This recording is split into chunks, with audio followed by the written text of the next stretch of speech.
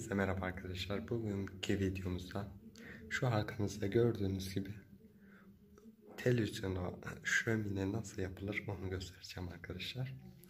Bu arada kanala abone olmayı, like atmayı unutmayınız arkadaşlar. Şimdi nasıl yapılır geçelim.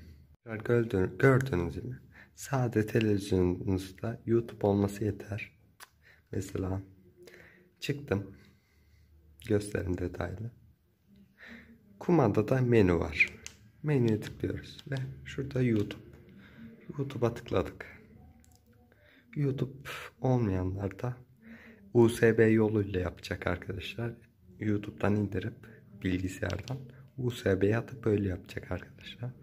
Sonra ateş 1 saatlik yazın. Ya şömine 1 saatlik de olur. Sonra ilk çankana tıklayın ve oldu arkadaşlar. Mesela böyle. Ve videomuzun sonuna geldik. Şuradan Instagram hesabımı takip edebilir ve YouTube kanalıma abone olmayı unutmayınız. Hoşça kalın.